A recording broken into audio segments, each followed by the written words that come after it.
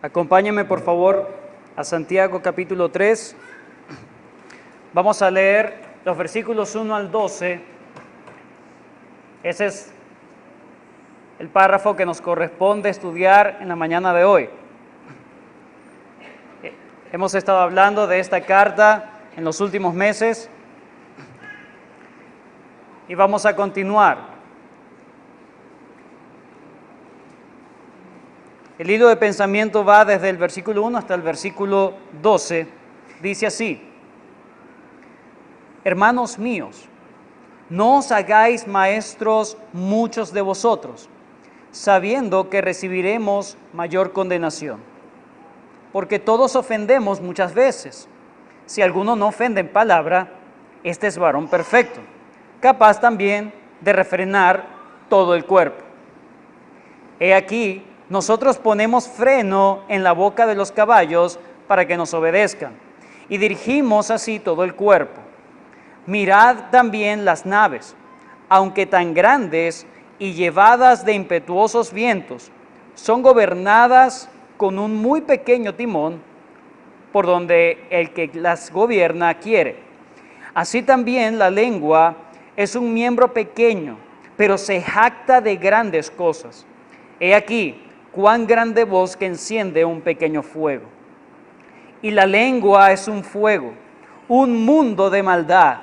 La lengua está puesta entre nuestros miembros y contamina todo el cuerpo, e inflama la rueda de la creación, y ella misma es inflamada por el infierno.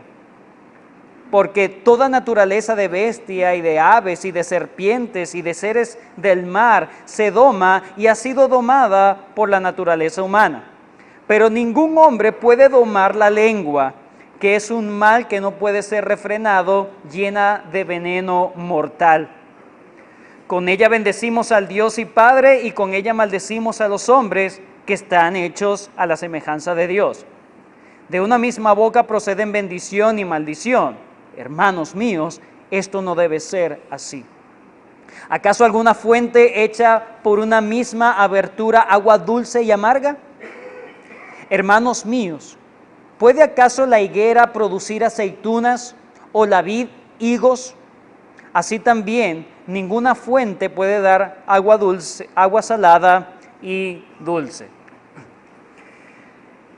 Imagínate, hermano, imagínate, hermana, que un día te levantas de tu cama y vas a la calle, y mientras estás caminando por la calle ves una floristería, y allí de repente te detienes a ver las hermosas flores que están allí exhibidas, y el vendedor, como buen venezolano, pase sin ningún compromiso, ¿verdad?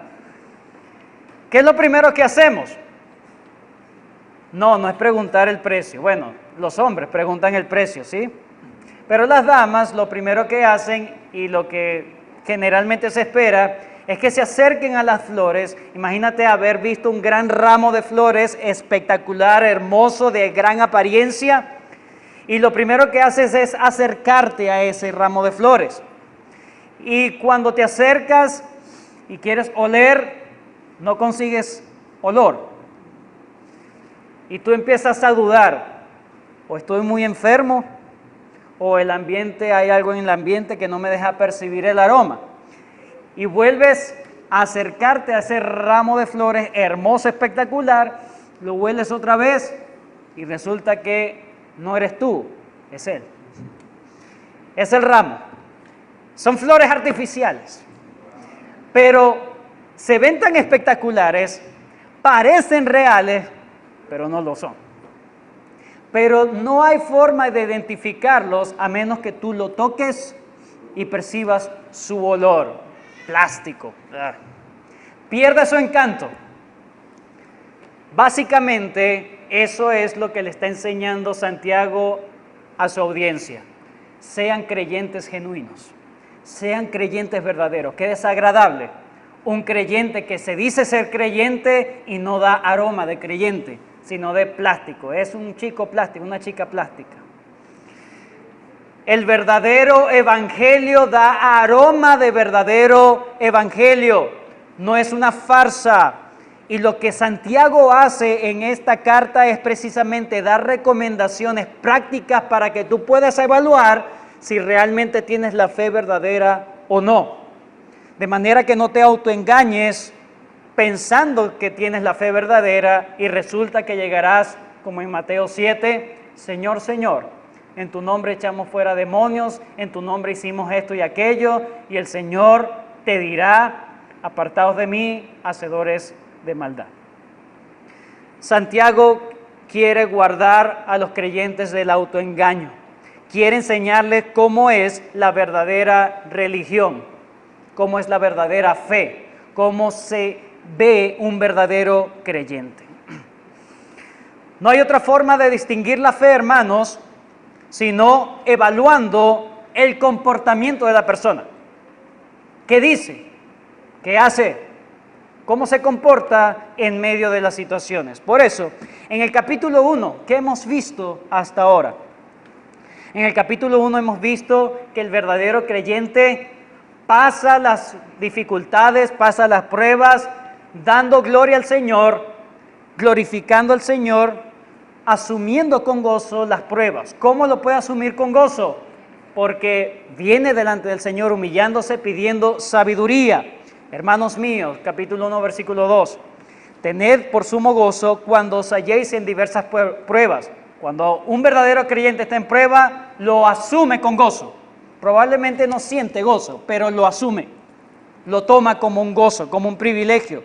Sabiendo, versículo 3, sabiendo que la prueba de vuestra fe produce paciencia. Versículo 5, y si alguno de vosotros tiene falta de sabiduría, de esa sabiduría que viene de Dios para regocijarte en las pruebas, pida al Señor, es humilde. Él pide, Señor, no entiendo, pero ayúdame a entender esto, dame sabiduría para enfrentar correctamente las tentaciones, para enfrentar correctamente las pruebas. Eso es lo que hemos visto en el capítulo 1, pero también el capítulo 1 nos dice que el verdadero creyente no le atribuye la culpa de la prueba a Dios, sino a él mismo.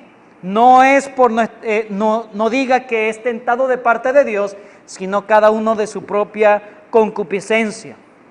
Y el verdadero creyente, sabio, que busca la sabiduría de Dios, no es un solo oidor de la palabra, sino un hacedor de ella. Él quiere cumplir la palabra de Dios, él quiere someterse a la ley real. Es un hacedor de la palabra. Y los últimos versículos del capítulo 1 nos introducen al capítulo 2 que hemos visto hasta ahora. Versículos 26 y 27 del capítulo 1 de Santiago. Si alguno se cree religioso entre vosotros y no refrena su lengua, sino que engaña su corazón, la religión del tal es vana. La religión pura y sin mácula delante de Dios el Padre es esta: visitar a los huérfanos y a las viudas en las tribulaciones y guardarse sin mancha del mundo. No se parece al mundo, actúa diferente al mundo, se guarda de la mancha, de la contaminación del mundo. Y el capítulo 2 ya hemos visto, número 1, no anda con parcialidades. El cristiano es imparcial en su trato con sus hermanos. Ahí se evidencia la verdadera fe, ahí se evidencia la verdadera religión. Tú dices que tienes la verdadera religión, vamos a ver cómo tratas tú a los hermanos de la iglesia. Aquellos que tienen más posición económica los tratas mejor y aquellos que están menos favorecidos los tratas con desprecio. Eso no debe ser así. Eso significa que no eres un verdadero creyente. Número 2, lo vimos la semana pasada. El verdadero creyente hace buenas obras que correspondan a su profesión de fe. Si dices solamente, yo creo en Dios, creo que Dios es 3 personas, en el Hijo de Dios, pero no amas a tu hermano, a tu prójimo, eres como el demonio. Estás en la categoría de demonios porque ellos saben y tiemblan. Es más, son más reverentes que tú. Sed hacedores de la palabra. En ese mismo ámbito de ideas, el capítulo 3, Santiago se enfoca en darnos cómo se distingue un verdadero creyente. Ya hemos visto, número 1, no anda con parcialidades. Un verdadero creyente es imparcial. Número 2, hace buenas obras, está pendiente de cuidar a sus hermanos en la fe. Y hoy el verdadero creyente se cuida de la lengua, se cuida de lo que dice, no se corta la lengua, se cuida, doma la lengua. Eso hace un verdadero creyente. Todo el texto es los primeros 12 versículos del capítulo 3. En esta sección, Santiago llama a tener cuidado de la lengua, estar pendientes de la lengua. Esa es una manera para saber qué tan ligado estás tú con el Señor. Alguien dijo una vez, hay 3 cosas que no regresan. 3 cosas que no regresan. Número 1, las flechas lanzadas. No regresan. Número 2, el tiempo perdido. No regresa. Número 3, las palabras dichas. No regresan. No las puedes agarrar, no puedes hacer nada. Santiago se enfoca en eso, en esas palabras dichas. Él quiere que el creyente entienda la importancia de las palabras, de lo que dice con sus palabras, lo que dice con su lengua. Para él es importante que el creyente entienda que la verdadera fe incluye sus palabras, alcanza lo que dice sus palabras. Sus palabras caracterizan si es una persona creyente verdadera o no. Tener prudencia en las palabras, tener control, lo que digo, lo que hablo, es una persona que podemos determinar si es un verdadero creyente o no. ¿Qué vamos a ver en este párrafo? Vamos a ver 3 cosas. Voy a nombrarlas, bosquejo. Número 1, versículos 1 al 2, Santiago habla de la advertencia solemne respecto al uso de la lengua. Vuelvo a decirlo, versículos 1 al 2. Santiago da una advertencia solemne en el uso de la lengua, en cuanto o respecto al uso de la lengua. Versículos 3 al 8, él da ejemplos del poder de la lengua. Ejemplos del poder de la lengua o de las palabras. Versículos 3 al 8. Y en tercer lugar, los versículos 9 al 12, Santiago hace una reflexión o una consideración práctica respecto al uso de la lengua. Vuelvo a nombrar las 3 cosas que vamos a ver en esta mañana. Número 1, advertencia solemne en el uso de la lengua, versículos 1 al 2. Número 2, ejemplos del poder de la lengua, versículos 3 al 8. Y número 3, consideración o reflexión práctica respecto al uso de la lengua, versículos 9 al 12. Consideremos entonces los 2 primeros versículos. Santiago hace una advertencia solemne de las palabras, de la lengua. Versículos 1 al 2, leamos. Hermanos míos, no os hagáis maestros muchos de vosotros, sabiendo que recibiremos mayor condenación, porque todos ofendemos muchas veces. Si alguno no ofende en palabra, este es varón perfecto, capaz también de refrenar todo el cuerpo. En estos 2 primeros versículos pareciera que no tuvieran una conexión, porque empieza dándole una advertencia a aquellos que quieren ser maestros de otros. Y luego habla de lo importante que es refrenar la lengua. ¿Cuál es la relación que hace Santiago aquí? Es muy importante.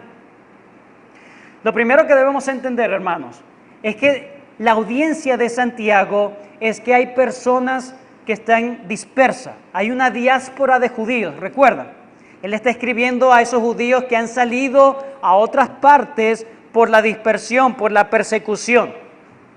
Y muy probablemente habían hermanos con muy buena intención que estaban empezando a tener reuniones para colocarse como maestros de otros.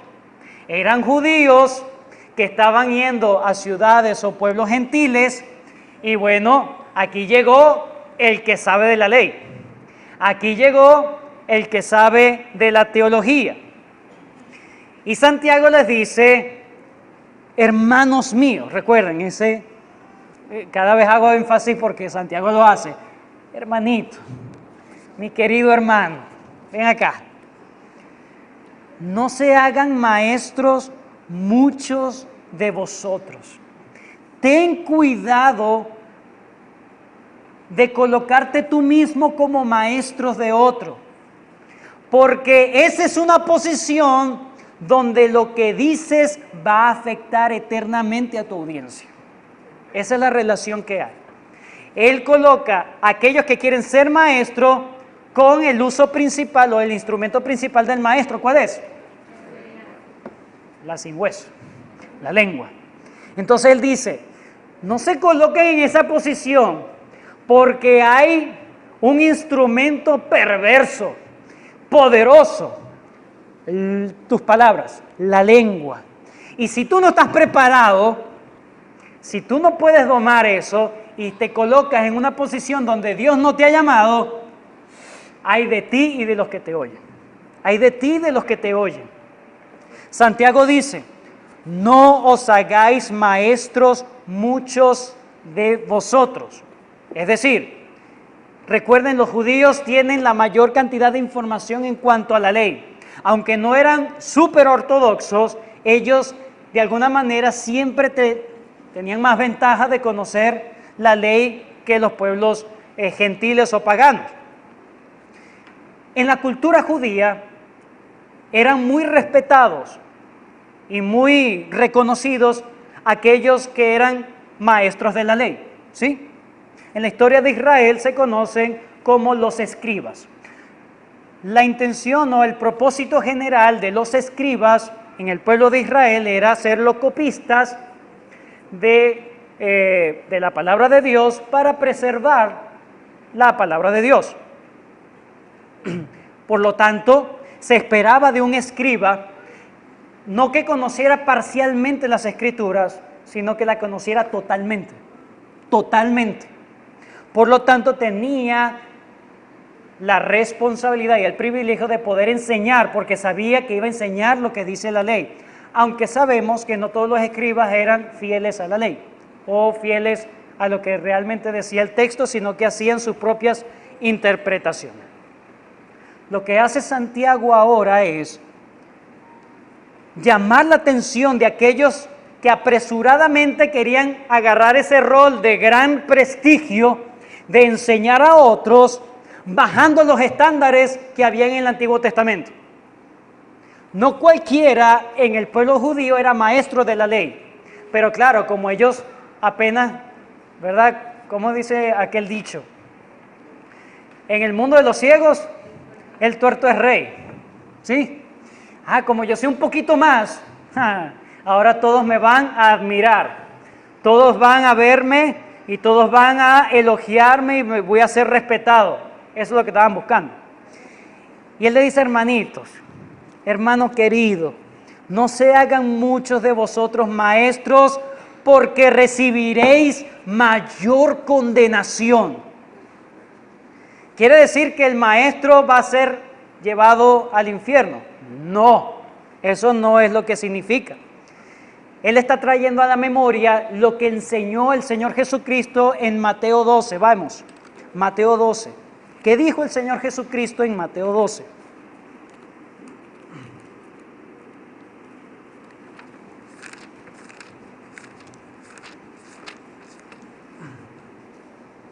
Versículo 35 en adelante.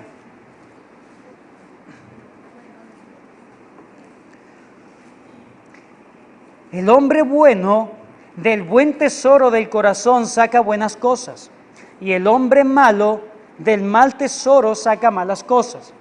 Mas yo os digo que de toda palabra ociosa que hablen los hombres, de ella que darán cuenta en el día del juicio, porque por tus palabras serás justificado y por tus palabras serás condenado. Lucas 12. Lucas, Evangelio de Lucas, está Mateo, Marcos y luego está el Evangelio de Lucas. Capítulo 12 también. Lucas 12.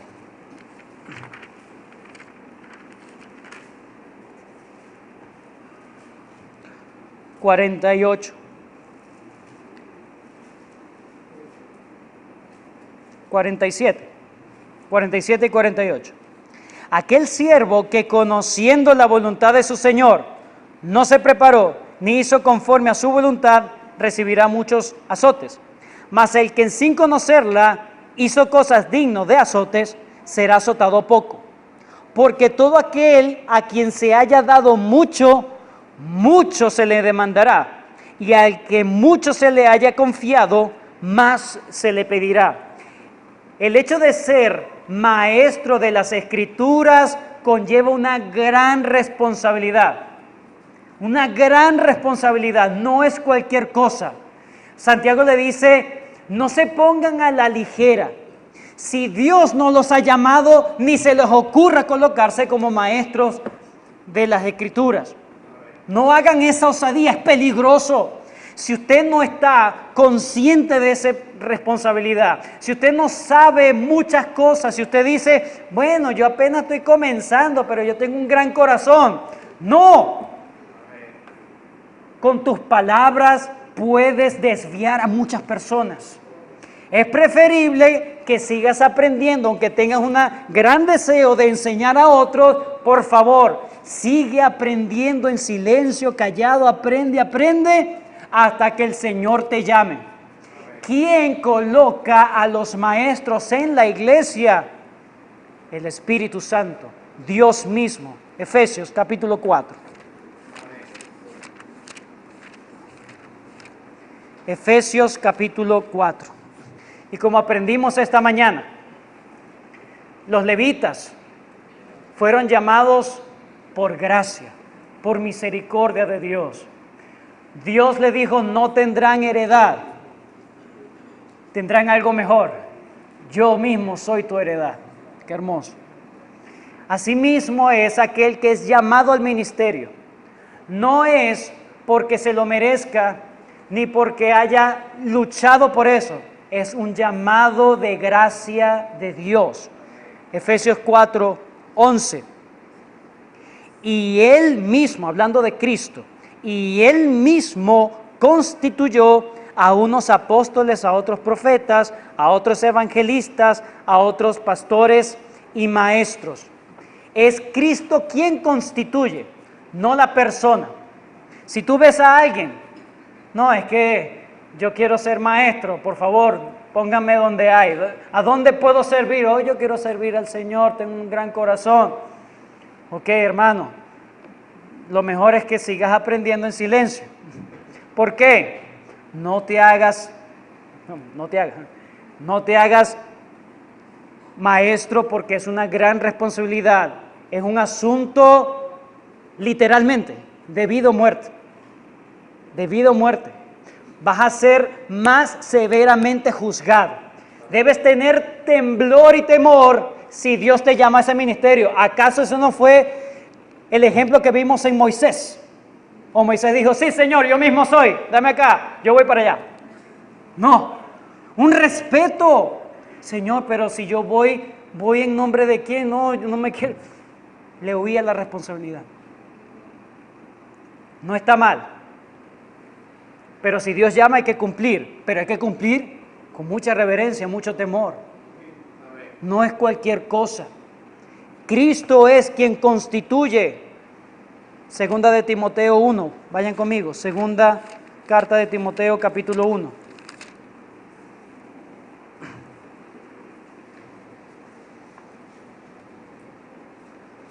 Versículo 10 al 11. Pero que ahora ha sido manifestada por la aparición de nuestro Salvador, segunda de Timoteo 1:10. Nuestro Salvador Jesucristo, el cual quitó la muerte y sacó a luz la vida e inmortalidad por el Evangelio, del cual yo fui, ¿qué? Constituido.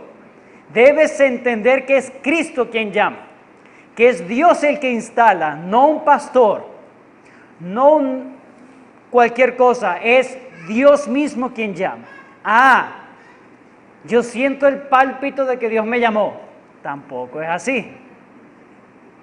Veamos el ejemplo del llamado de Pablo. Hechos 13. si bien es un llamado espiritual, pero también es un llamado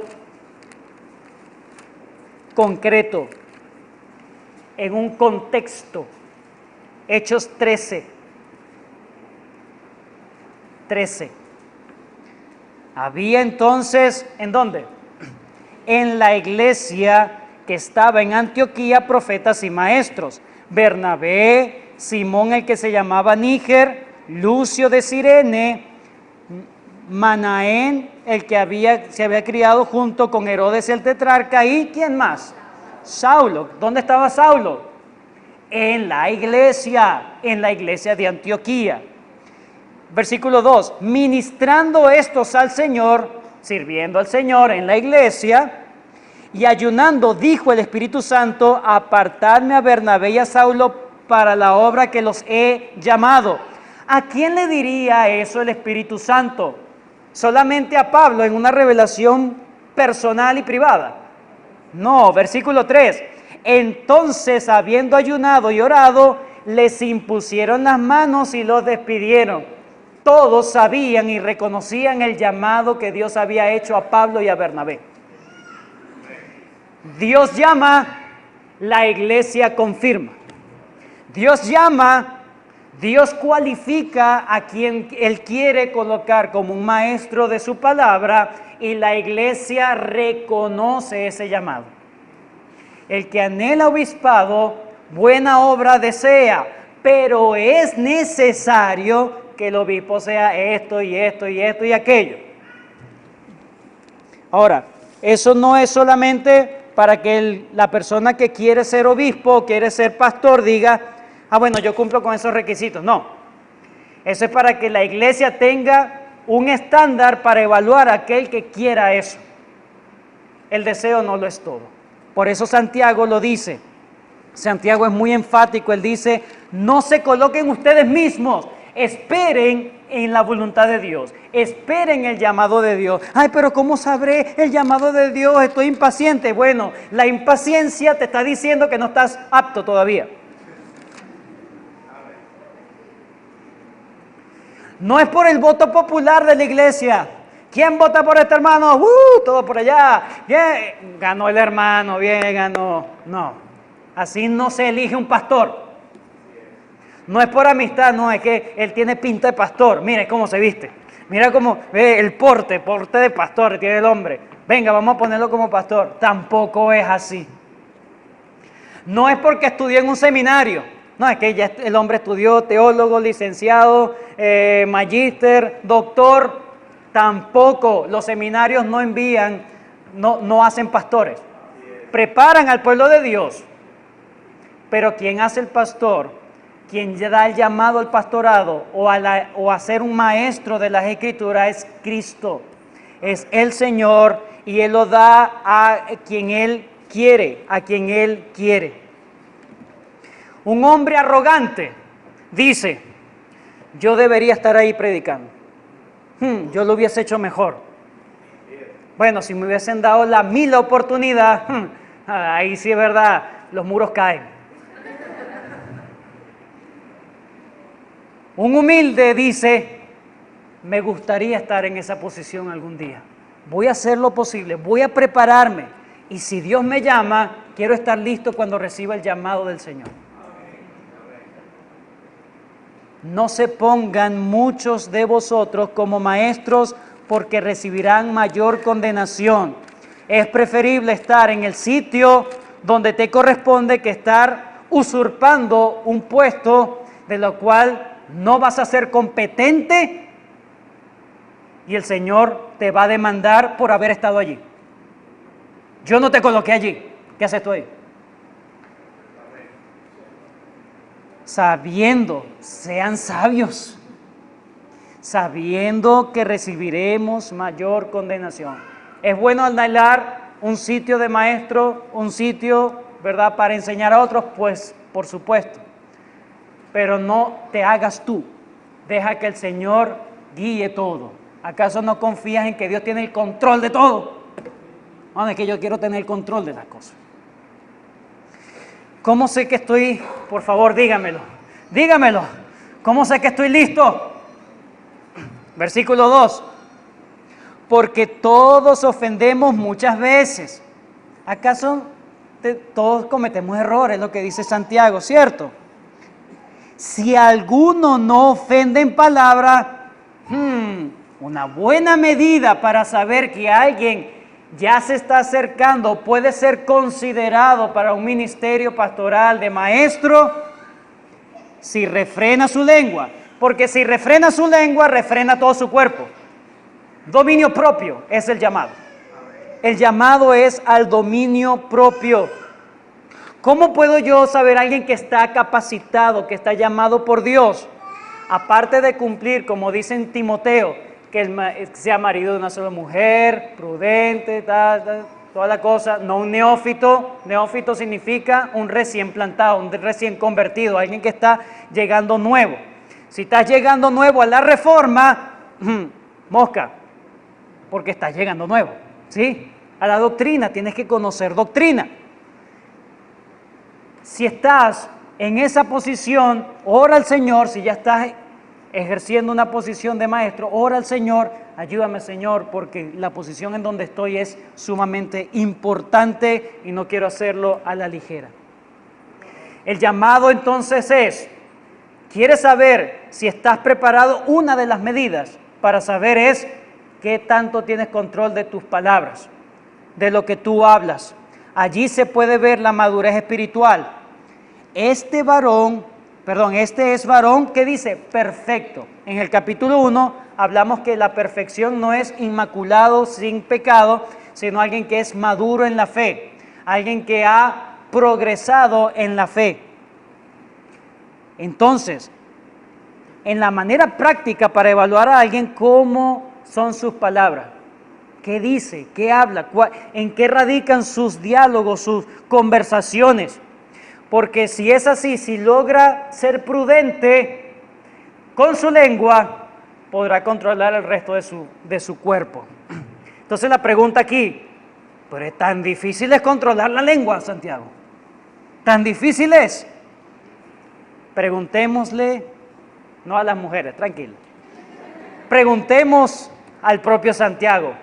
Da 3 ejemplos de lo poderoso que es este pequeño órgano que tenemos en la boca. 3 al 8. 3 ejemplos da Santiago. El primer ejemplo está en el versículo 3. Nos habla del freno en el caballo, el freno en la boca del caballo. He aquí nosotros, ahora empieza a enfocarse en cuanto a lo fuerte que es lograr dominar la lengua. He aquí nosotros ponemos freno en la boca de los caballos para que nos obedezcan y dirijamos así que, solamente la lengua del caballo, la boca del caballo, no, todo el cuerpo del caballo. El freno no es encasillar todo el caballo para controlar, es una pequeña parte que controla el resto del portento del caballo. Número 1. Segundo ejemplo, versículo 4. Mirad también, otro ejemplo, las naves o los barcos, ¿sí? Porque dice, aunque tan grandes y llevadas de impetuosos vientos, son gobernadas o controladas, enseñoreadas, es la palabra. Son gobernadas con un pequeño timón por donde el que las gobierna quiere. Un timón, podemos ver un gran timón, pero a la proporción de la gran nave, el gran barco, es pequeño. Entonces vemos que Santiago hace una ilustración, lo pequeño controla lo grande. Esa es la ilustración. Las cosas pequeñas hacen que las cosas grandes les obedezcan, hacen que las cosas grandes se dirijan, que se domine el resto de las demás cosas. Si no eres capaz de controlar lo que tú dices, es dejaría mucho que desear, porque bueno, si no puede hablar correctamente, si no se puede controlar con lo que dice, imagínate con los otros pecados. No se controla. El otro, El tercer ejemplo, versículo 5. Así también la lengua es un miembro pequeño. ¿Ven lo que tiene Santiago en la mente? Es algo pequeñito, pero que se jacta de grandes cosas. Mire todo lo que puede hacer. Se jacta. Poderoso. He aquí, este es el tercer ejemplo, cuán grande bosque, algo grande, se enciende o es encendido por un pequeño fuego. La palabra allí, pequeño fuego, tiene que ver con una pequeña chispa.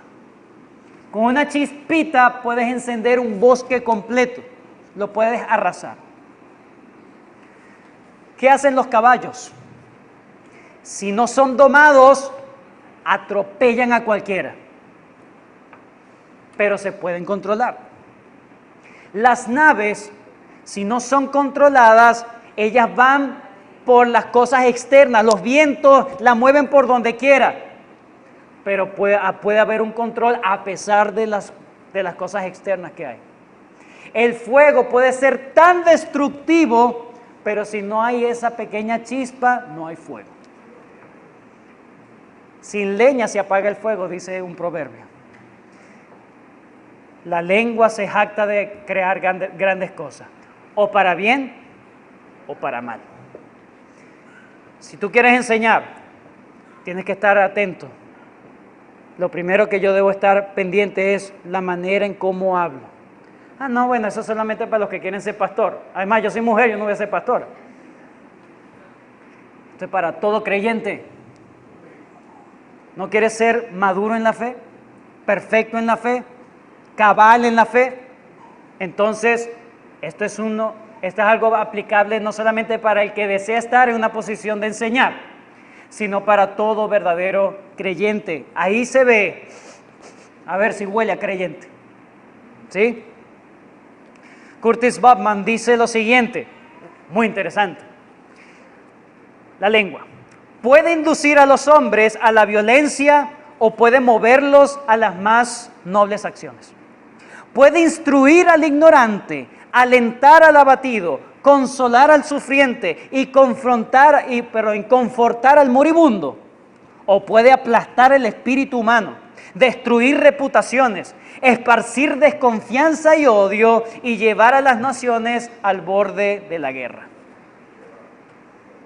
El poder de la lengua, el poder de las palabras. Debemos tener dominio de nuestras lenguas, hermanos, dominio de nuestras palabras, lo que dicen. El Señor quiere que lo controlemos, que tengamos un dispositivo que cierre la boca para no preferir cualquier cosa. Un antiguo proverbio, la mayoría lo conoce, dice, soy amo de lo que callo y cautivo de lo que digo. Un proverbio por ahí. Pero en Proverbios 10, 19, si quiere vayan conmigo, Proverbios 10, 19,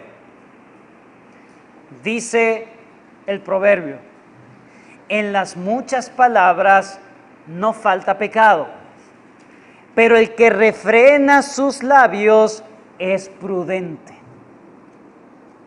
Piensa antes de hablar. Es que no me la puedo aguantar, tengo que decir todo lo que está en mi corazón. Yo soy muy transparente. Ay, gracias. Ay, qué bien. Eres un imprudente.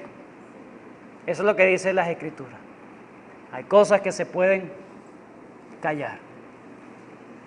El Señor Jesucristo, cuando lo injuriaban, cuando lo maldecían, no profirió maldición, sino que calló y encomendó su causa al que juzga justamente. ¿Eres cristiano o no eres cristiano? ¿Eres seguidor de Cristo o no? Cristo fue un hombre que no se halló engaño en su boca. ¿Cómo sabemos que Cristo fue un hombre perfecto? Porque fue un hombre prudente con sus palabras. En el versículo 6, fíjense, la lengua es un fuego, un mundo de maldad. Aquí Santiago está haciendo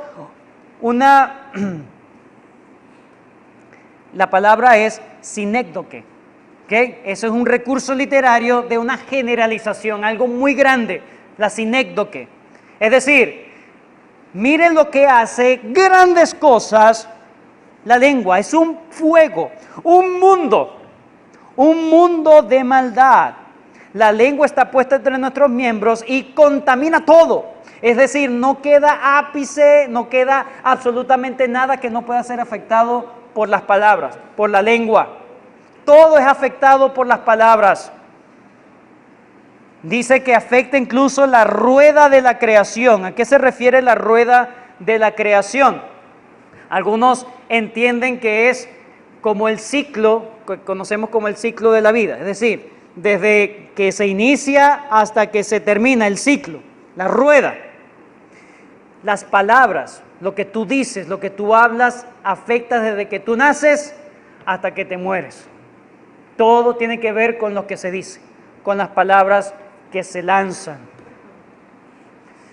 El ciclo de la vida. Desde que nacemos hasta que morimos, somos dominados por el poder de la lengua. La lengua inflama todo, afecta todo.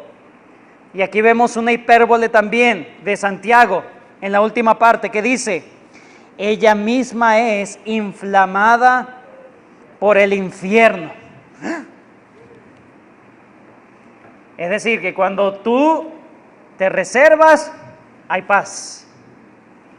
Cuando tú profieres cualquier cosa, ahí es un fuego infernal. ¿A qué está pensando? ¿En qué está pensando Santiago para decir que en nuestra lengua hay fuego? Y no porque comimos ají, porque hay fuego allí. ¿Sabe de dónde se originó la primera tentación y la caída del hombre? Por la mentira de Satanás, inflamada por el infierno mismo. Esta desgracia que estamos viviendo se debe a haber escuchado a la serpiente. Si nosotros no ponemos freno y estamos contaminados con el pecado, vamos a ser los hijos de la serpiente. Seamos como los hijos de Dios, prudentes en lo que hablamos. Hermanos, la lengua es tan poderosa, como dice en el versículo 7. Toda bestia es domada, ¿sí? Versículo 7.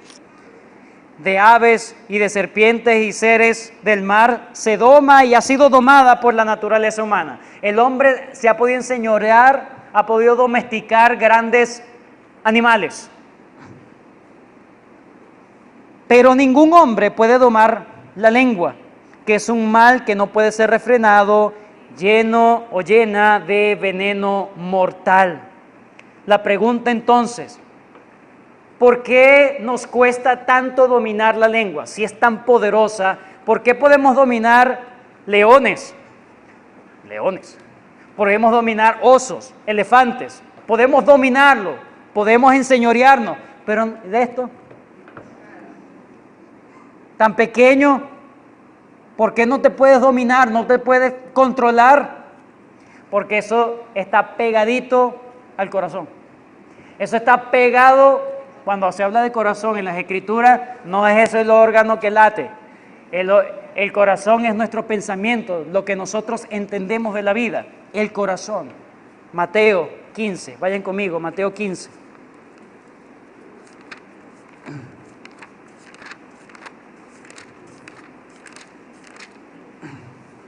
Versículo 11.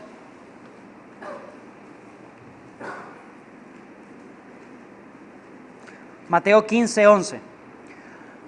No lo que entra en la boca contamina al hombre, mas lo que sale de la boca, esto contamina al hombre.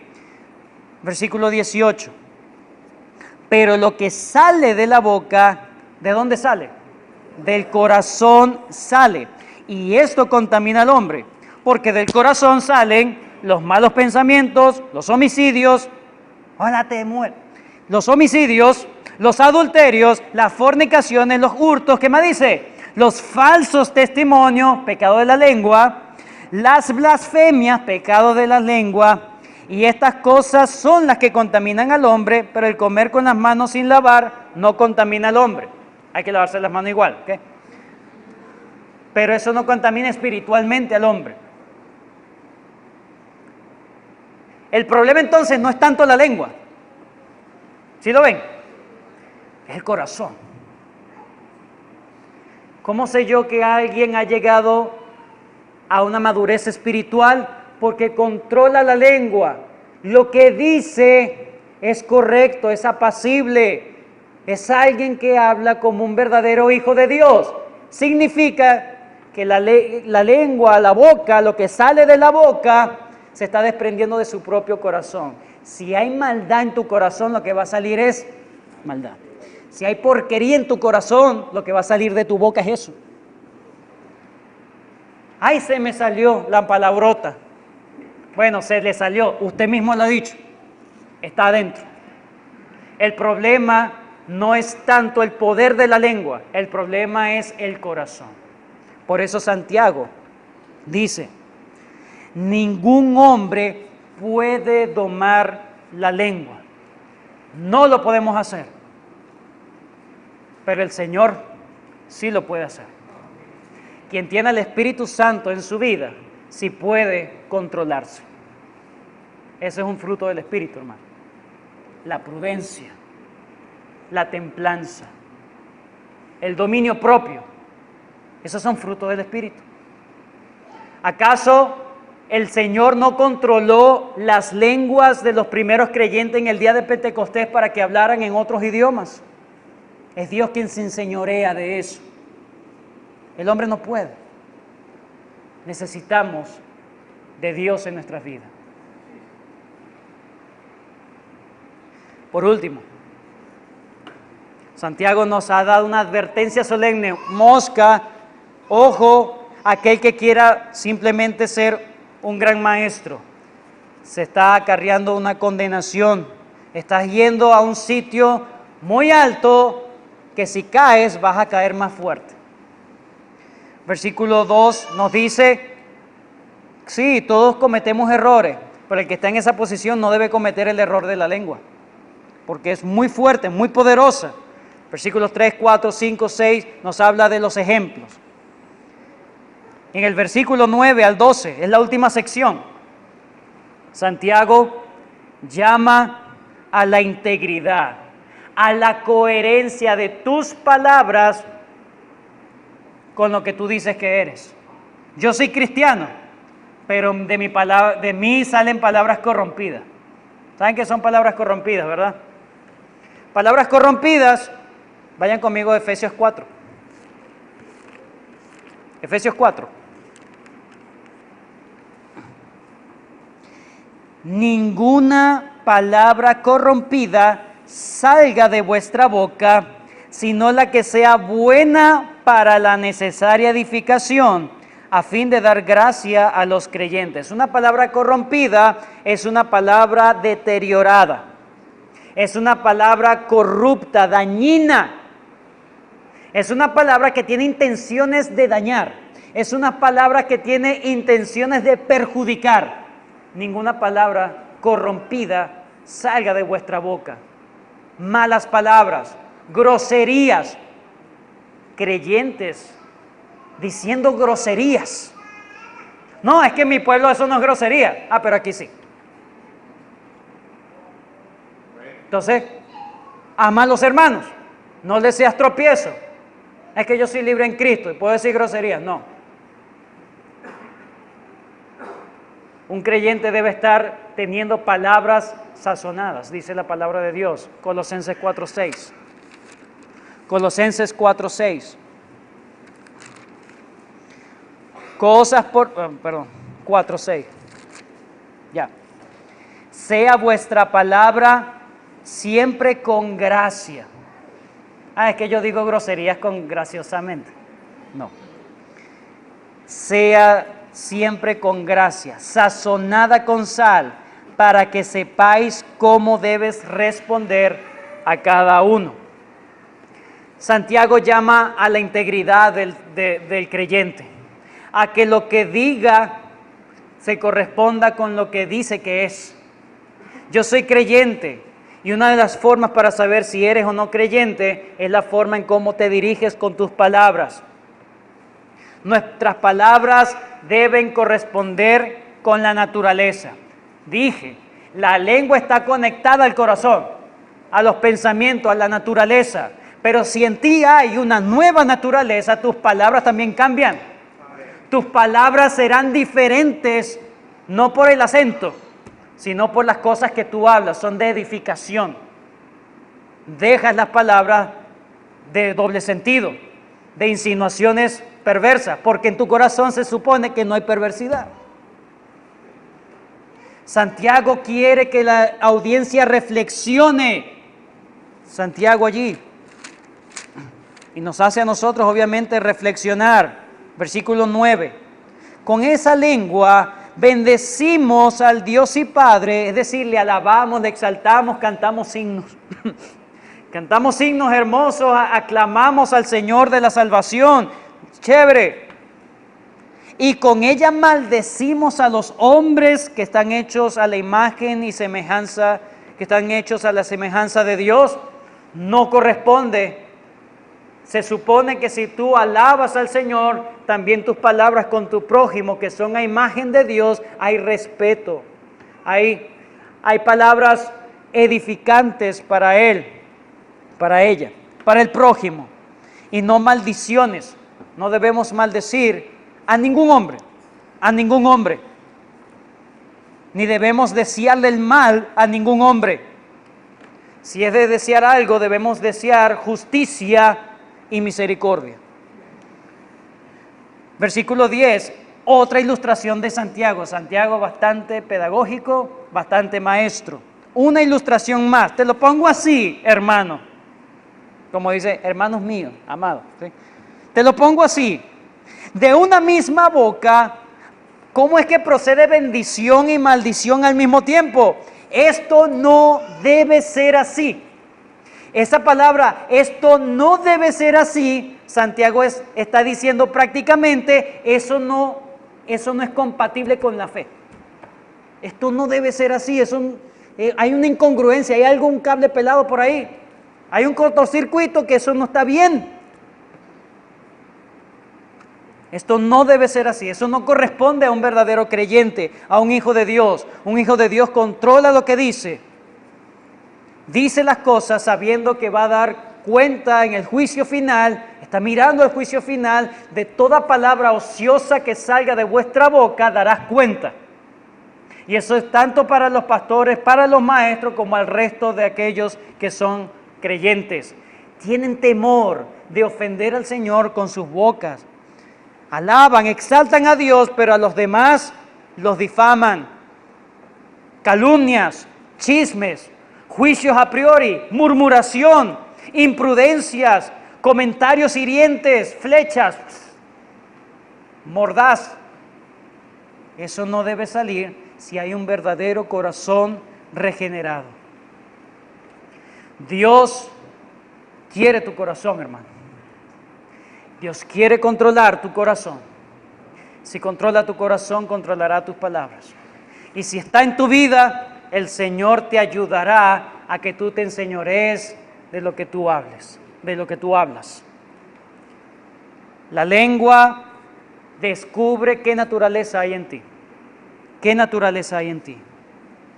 Por eso dice, versículo 11, es la ilustración. ¿Acaso alguna fuente hecha por la misma abertura, agua dulce y amarga al mismo tiempo? No, eso no existe. Versículo 12, hermanos míos. Comienza diciendo, hermanos míos. Y ahora como que, hermanos míos, por favor. ¿Puede acaso la higuera producir aceitunas? Lo que habla, lo que enseña, lo que dice. ¿Una higuera producir aceitunas? No. Esa es la respuesta. No. Se supone que va a producir higos, si es una mata de higo, una higuera. O de la vid higos, no, debería dar uvas, no higos. Así también ninguna fuente puede dar agua salada y dulce. Entonces lo que hace Santiago es una reflexión práctica. Reflexiona en cómo te diriges a tu esposo.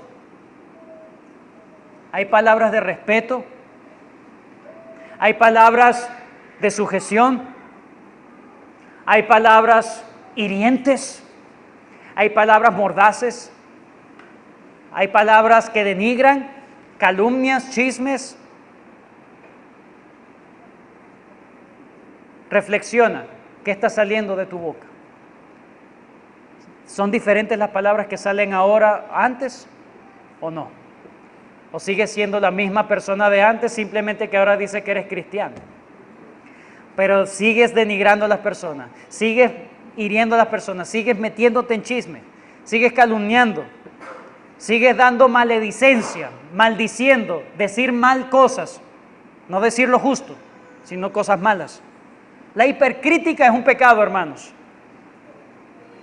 ¿Sabes dónde se ve la hipercrítica? En el huerto del Edén.